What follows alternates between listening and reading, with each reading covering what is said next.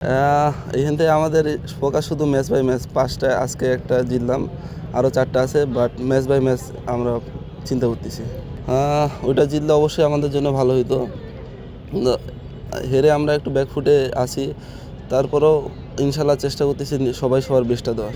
আমি যেহেতু অলরাউন্ডার, আমার শুধু দুইটা না 3টা সাইডে আছে ফিল্ডিংয়েও।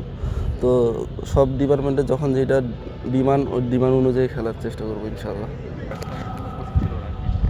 হ্যাঁ, আজকের উইকেটটা শুরু থেকে একটু কঠিন ছিল ব্যাটসম্যানদের জন্য। শুরু থেকে বল আস্তে আস্তে ছিল, স্লো হচ্ছিল। হ্যাঁ, দুইটা উইকেট পেলেন আসলে। ব্যাটিংটাও ভালো করছে পুরো টুর্নামেন্টে আসলে। আকিব সৌম্য সরকার আছেন, আবার তানজিম হাসান সাকিব আছেন বোলিংয়ে। তাদের থেকে এরকম টিপস পাচ্ছেন বা কীরকম চলছে সব কিছু? আলহামদুলিল্লাহ, আমাদের এনভায়রনমেন্ট অনেক ভালো।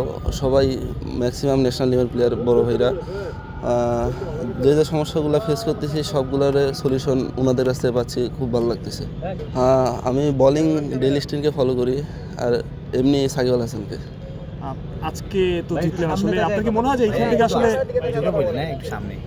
এখান থেকে আসলে ট্রফি জেতানো সম্ভব?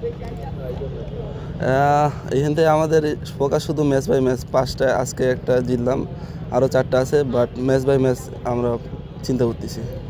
গ্রুপ পর্বে আসলে লাস্ট ম্যাচটা আসলে আপনারা হেরে গেলেন, কি মনে হয় আসলে ওটাই পার্থক্যটা দিন শেষে করে দিবে কিনা টুর্নামেন্ট শেষে? জি জি, গ্রুপ পর্বে লাস্ট ম্যাচটা যে হারলেন, কি মনে হয় টুর্নামেন্ট শেষে সেটাই পার্থক্য করে দিবে কিনা? ওইটা জিতলে অবশ্যই আমাদের জন্য ভালো হইতো।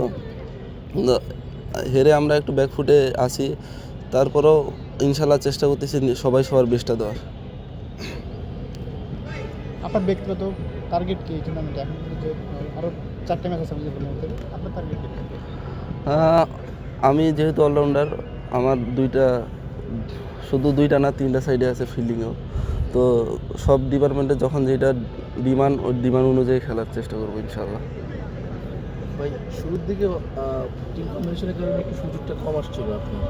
তো এখন যেহেতু ম্যাক্সিমাম বড় বড় প্লেয়াররা সিলেটে চলে গেছে টেস্ট সিরিজে খেলতে, এখন যে সুযোগটা আপনারা পেলেন আসলে বাকি যে 4টা ম্যাচ আছে, তো এই ম্যাচগুলোতে আসলে আপনার যে ডিমান্ডটা ছিল, এই ডিমান্ডটা শো করবেন কি? ইনশাল্লাহ চেষ্টা করব।